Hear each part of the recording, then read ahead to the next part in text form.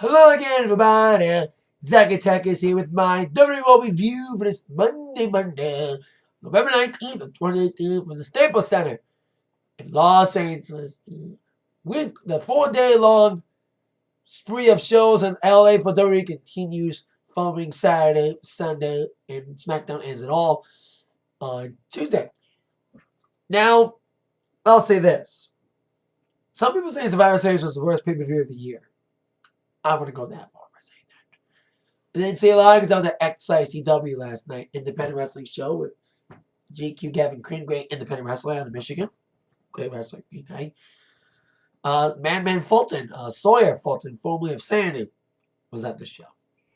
He wrestled and lost. Where it was like interference and stuff. But anywho, the booking sucked. Raw swept the whole damn thing. I'll be reviewing the matches when we get to people that were in matches besides two of them.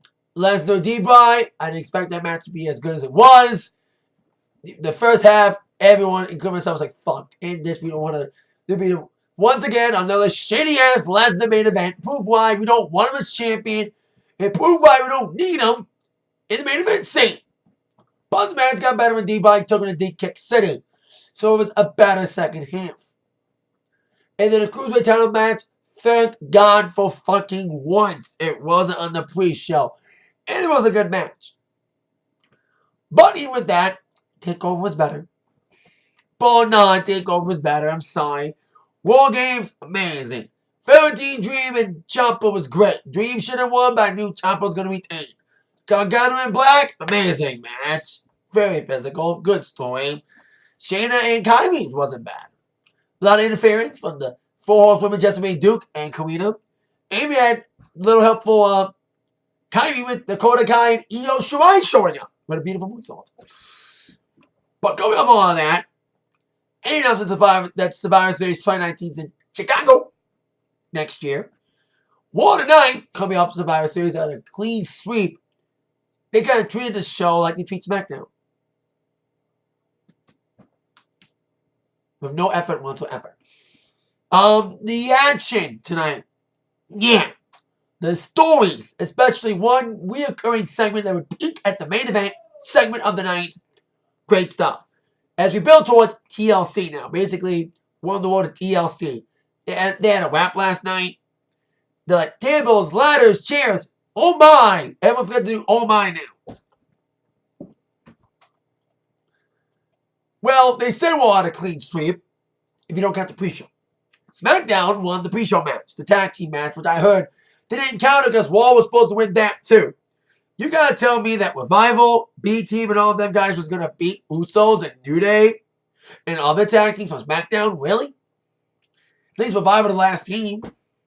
But even the little blemish on the record, they're hot wall forever, especially Xavier Woods is tweeting about it. 6-1, should make a t-shirt out of that. And Baron Corbin would begin Raw with Stephanie McMahon to celebrate their sweeping victory over SmackDown.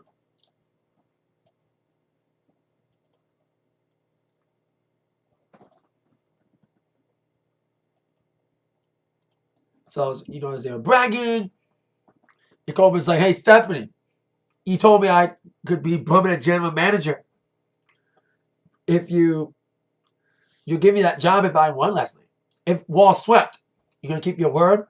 Speaking of keeping words, not only was she going to keep the words of her bond to Corbin, keep her words to Strowman as well. Strowman came storming down to the ring, caused the men's Survivor Series match. Why was Shane the last guy on SmackDown? Why was Joe eliminated first? Fuck that shit. And at least Strowman was survivor for the second straight year in a row on the Raw team. And then McIntyre, despite his little conflicts with Strowman, he got a big elimination, eliminating Joe early. At least making him look good. But still makes Strowman look bad by eliminating 4 people. So, there's that. And Shane was like beat up throughout the match. Maybe a story with him and Miz later on. But anywho, Strowman's like, Stephanie, you told me if I kept my word and stayed on the Raw team and be a team player, I would get what I want. Stephanie's like, well, I'm going to keep my promises to you two if one of you wins a match. That's kind of weird. It's like, oh, you did what I told you to do. And instead of giving you what I promised you, you have to fight for it. And only one of you gets what you want. At tables, ladders, and chairs. Oh my. It will be Braun Strowman against Braun's new enemy, Baron Corbin. If Corbin wins, he becomes a permanent GM. If Braun Strowman wins, he gets a Universal title match against Brock Lesnar at the Royal Rumble. Which, hopefully he'll fucking win this time, but they failed to put that trigger so many times. Are they ever going to fucking do it? And if they ever do, finally, who's going to care? Anywho, Stephanie's like, hey, his match is set, and Strowman, as part of my promise to you, you get to make the stipulation. He's like, okay.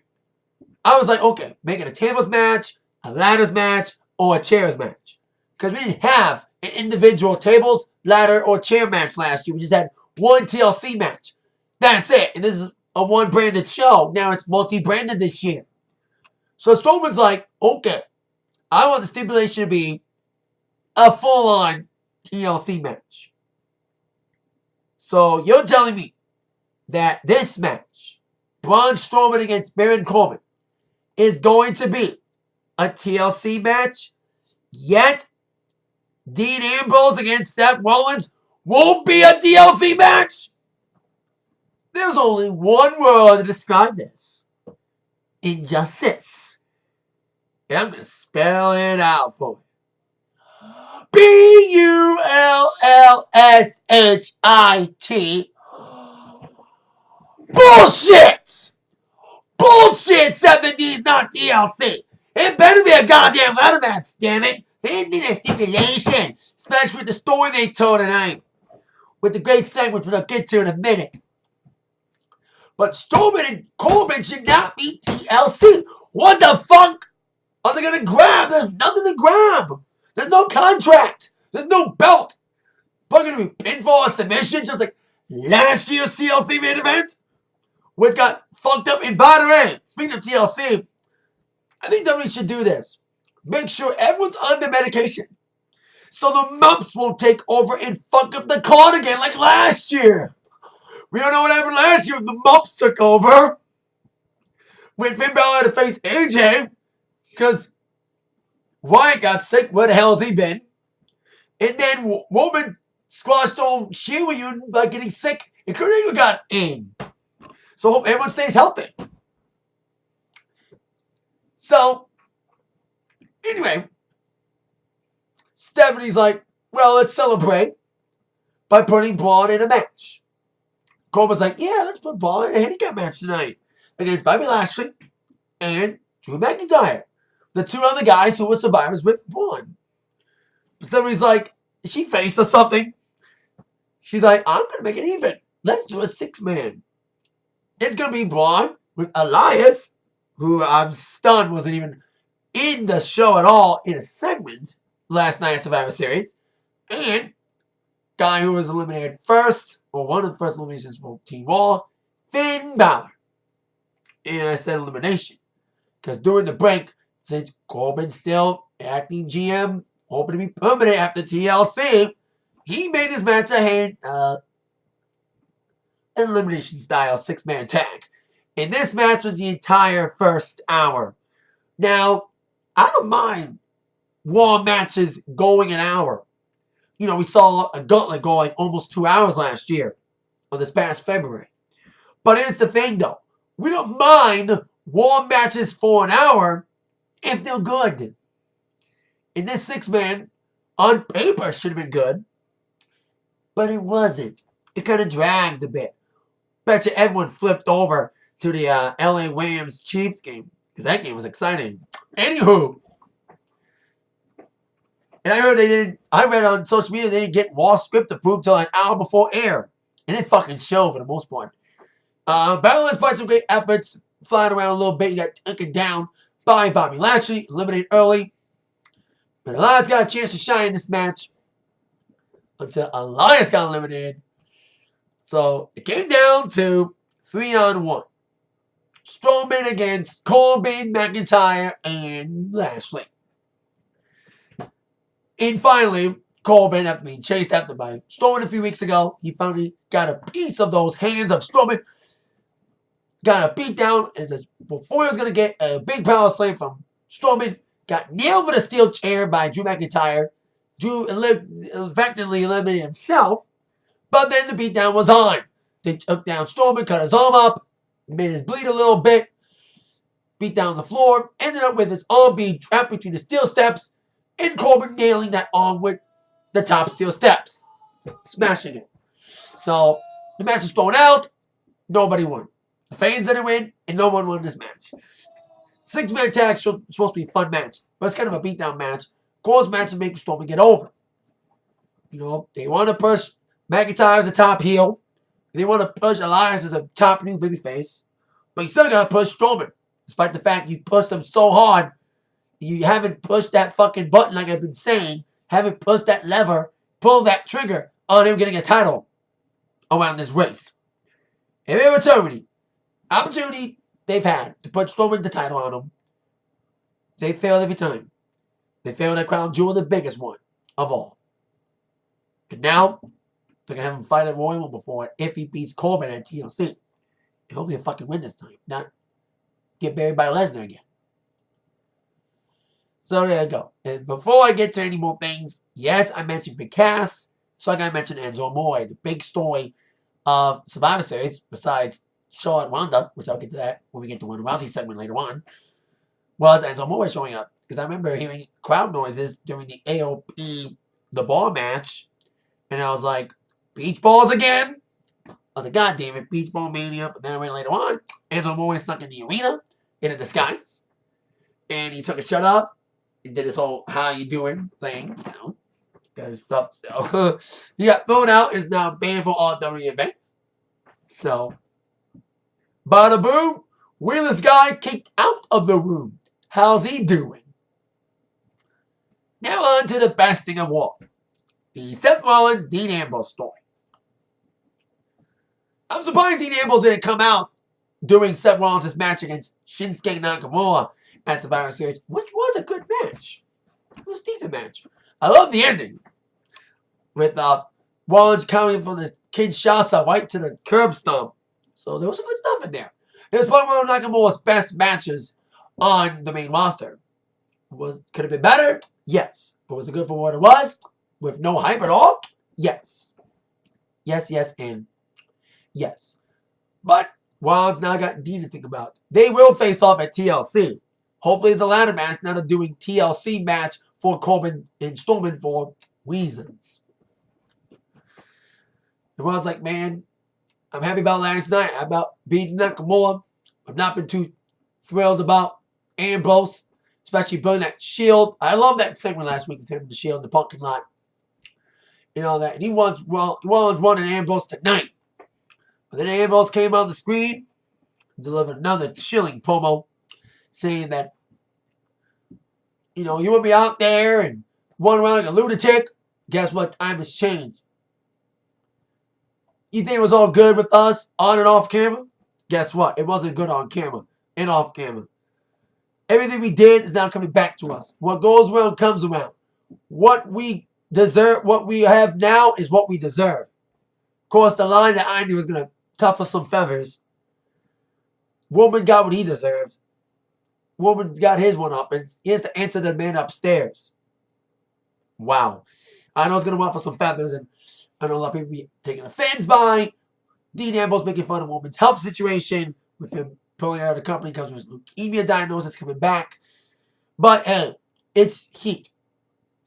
They're putting a lot of heat on Nia Jax lately. So, hey, do this. And he's like, you want me, Seth? I'm in a special place, backstage. So, throughout the evening, we would see Dean Ambrose pop up every now and then, and Seth would chase after him. I love the one moment when Charlie was going to interview Baron, and then right on the screen, Dean Ambrose shows up.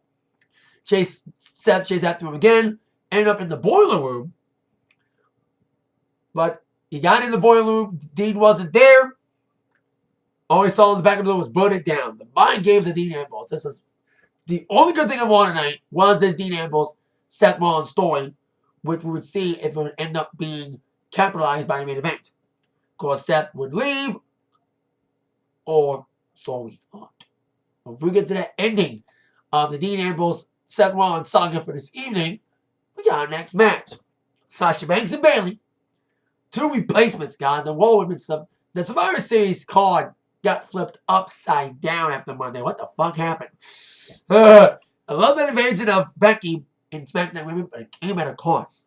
A stiff right hand from Nia Jax knocked Becky Lynch right off the card and made Charlotte Flair replace Becky in a match against Ronda Rousey and forcing Mandy Rose to be on Team SmackDown and Naomi be Team Captain.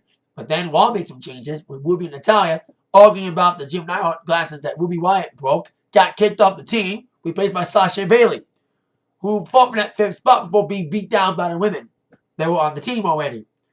Nia got a lot of heat for beating up on Ronda, Becky, should I say. Some say, oh, she's unsafe, and all this shit about Nia, and now everyone, and they're embracing it. Calling her the face breaker, flipping her wrist. And she showed it off in this match against Sasha Bayley night with her and Tamina in this tag match. She even knocked out Bayley at one point, whipped the right hand. A lot of heat for that. But despite Becky and Sasha's best efforts to come back alive, even a botched poetry motion at one point, sloppy move from Sasha didn't nail it right. Tamina and Nia Jax would eventually get the victory with a nasty Samoan drop from Nia Jax after a distraction from Tamina. Would capitalize and got the victory. So there you go. Nia's looking dominant. Maybe she'll get squashed as a punishment against Ronda Rousey. That match is official for TLC. We'll get Rousey's response to that, and of course response to what happened with her and Charlotte later on. On to our next matchup. Lucha House Party against the Revival, the last team on the Raw team of Survivor Series. Now, these 2 teams faced off a few weeks ago. It was a normal tag match. But this match was made under Lucha rules, which means it's legal for all 3 guys to be in this match. If they're going to have Lucha rules, how about New Day rules? How about Riot Squad rules? Have all 3 members of New Day be legal? It's kind of a weird scenario. Have just the logic of having all 3 guys in the team legal in a match be Lucha rules. Lucha House rules. Not New Day rules. That's weird. Anywho. Okay, little match. Revival did try to get some moves on the House Party there. Some big moves. Great double teaming. As Revival always does. And hopefully they would capitalize on the fact that they were the last team on the Survivor Series tag team of Raw in the pre-show. And hopefully they'll capitalize that with a win. For God's WWE. No! Revival not only did not capitalize on being the last team on the Raw side on the tag team Survivor Series match, they also failed to pick up momentum from that and failed to recoup a loss from the Lucha House Party when they debuted a few weeks ago. They lost again, the Lucha House Party. After some shenanigans and the pinatas and all of that, got destroyed with a shooting star press from El Dorado, from Lindsay Dorado, and the 1-2-3 victory for Lucha House Party. Love the fact Lucha House Party's on Raw. I said this a few weeks ago when they debuted. Love the fact they're on Raw. Hate the fact they got to bury the Revival to do so.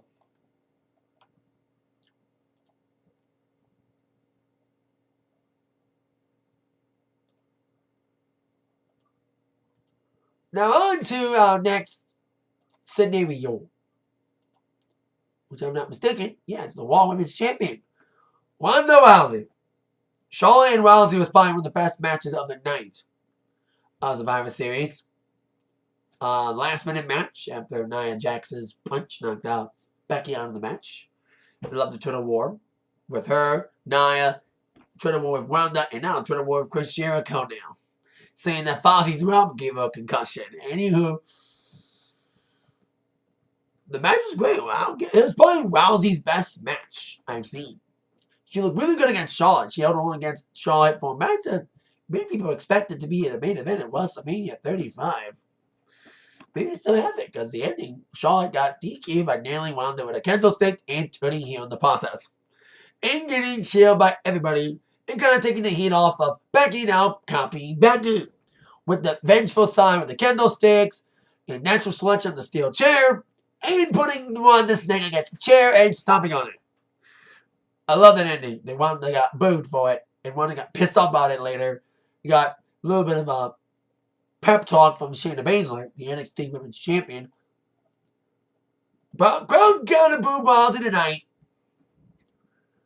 And Rousey kind of sold the injury with minimal makeup, lots of welts, especially from the chops, especially on the top of her breast. The chops from Flair, God, they were stiff. So Rousey's like, yeah, I'm hurt, I'm beaten down. I'm waiting for Nia at TLC. But Charlotte, worst comes to worst, I'm going to get your ass, biatch. And I'm not sitting down tonight. I am not going to be like some champions who just fights whenever they like it's a luxury. She's kind of making fun of Lesnar, and it's fucking true. Anyway, she's like, a fighting champion is someone who never backs down. And I did like a promo here. Saying, I want to defend my title tonight, beaten down or not. I want to show what a fighting champion looks like and why I am the baddest bitch on this planet. So Baron Corbin came out, and he refused to give Rousey a title match because of her conditioning. And probably because she judo throwed him last week. Maybe because of that, too. But she's like, I don't give a fuck, basically. Corbin's like, I want to fight somebody now. Go find a bitch to get her ass kicked. That should be a t-shirt. Like Monday, I need to mention, Braun Strowman said Monday Night Braun. That should be a t-shirt, too. So Corbin's like, okay, I'll give you a match. So like, okay.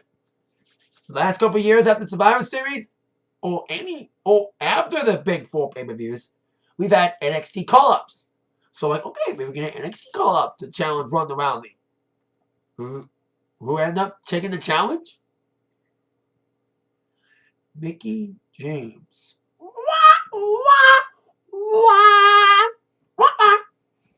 Could have been Alicia Fox or Dana Brooke with the same fucking effect. There is a positive. I'm happy there is no NXT call-ups yet. We are getting one.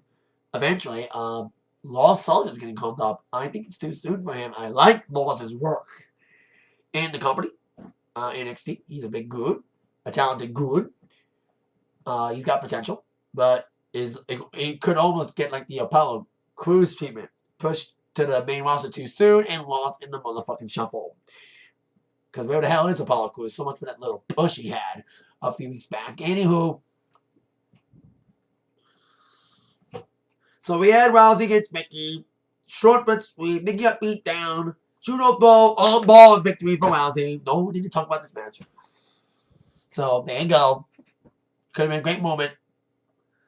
But hey, it's better to have a veteran like Mickie James eat the pin instead of having an NXT call-up get buried right off the bat by Wanda. So there was a positive in that. Where we get no NXT call-ups at all tonight. Maybe we'll get it on SmackDown. And maybe they're going to save Lars Sullivan's debut for TLC, maybe screw over Braun Strowman. Or maybe team up with Braun Strowman. That'd be a fierce team. Speaking of fierce teams, now sadly turned into a joke. The AOP taking on Bobby Roode and Chad Gable. Of course, yeah, the AOP ball match should have been a revive on the balls. It would have been a much better match than AOP ball was. Match was just, yeah. The ending was, yeah, with Drake Maverick peeing his pants and then making a bunch of pee jokes. What is the answer there again? Making a lot of piss jokes when Drake was trying to get food, and later on, Gable and Roode, after making fun of him, would end up facing AOP. And the fans are chanting AOPP. 24 hours, you made AOP your new Raw Tag Team Champion to do a fucking joke in 24 hours. By having their manager piss his pants. They would never have Paul Ellering do that. And having the fans chant AOPP. And forcing me to say that Drake Maverick is the great Maverick Julio. He needs TP for his bunghole.